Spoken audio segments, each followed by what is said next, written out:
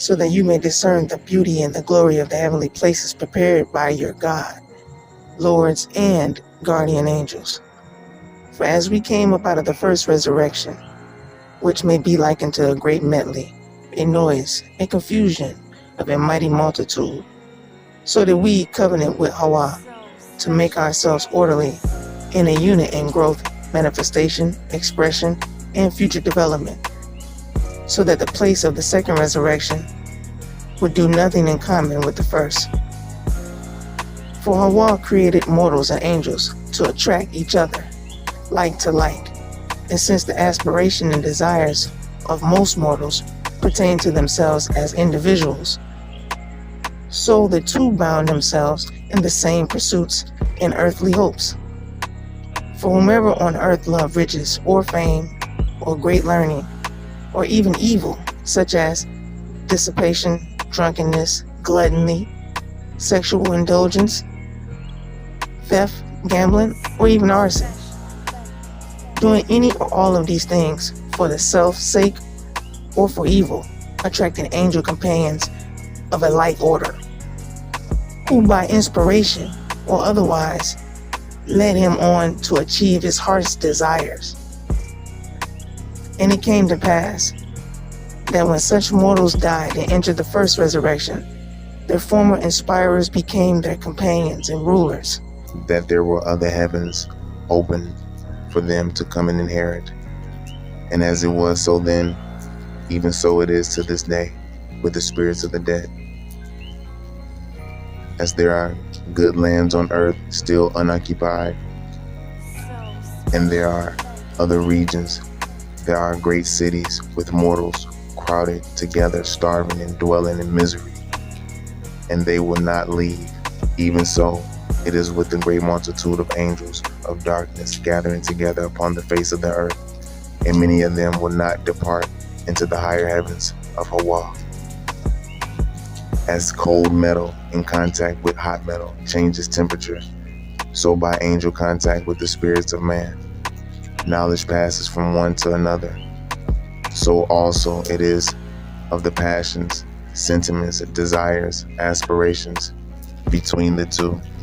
Also, where the sea breaks upon the land, and the two are always in contact, so is the spirit world ever in contact with the mortal world.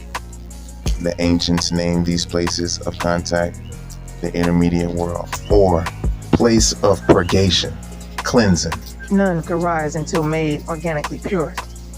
Now therefore, your God shows you certain signs and characteristics of the difference between the angels of the first and the second resurrection. Of the first, coming as individuals, whether professing names, signs, and histories, and especially the ancients, whose words are uttered from a standpoint of the earth looking upward. But of the second, as light only, whose words emanate from my holy places in heaven coming down to you. Of the first are flatterers to win your favor, whose counsel pertains to yourself and the earthly things. Of the second, to teach you self-abnegation, and lead you to do good to others regardless of your own profit, caring little whether you are prosperous on the earth, provided you shall be raised up in the time to come. For the revelations of the second resurrection come from the holy light of my holy counsel, and in their earthly habits and desires, knowing that the way of rising up everlastingly is by constantly putting away the conditions below. Your God comes not as an individual, neither do my lords, nor holy angels do they come in my name. I come in legions of thousands and millions, nor does the inspiration from my kingdom vary from one faction from what has ever been seen and ever been, except in the greater fullness according to the increase in the capacity in mortals to receive knowledge. The spirit of my heaven provides my words. Through my holy angels, I have spoken to you. From your youth up, and in my revelations, to perceive and touch of my hand. I cry out order, purity, discipline, justice, and good works, or retribution. O man, beware of angels who say, in heaven there is no organization, no God, No holy counsel, no discipline, no order, no teaching, no self-denial. Or who say, there is no Hawa, no God of his, nor any government in heaven. Or who say, there is no bondage after death, no place or condition suffering. Or who say, when you die, your spirit shall enter paradise and dwell in perpetual ease and glory. Or who say, heaven is an endless summer land with silvery rivers and golden boats for all. Or who say, eat and drink and enjoy yourself for gratification of your earthly passions. For when you are dead, your path shall be straight to glory. Or who say, heap up riches, for there is no punishment after death. Or who say, do not turn your thoughts into your own soul to discover your ungodliness.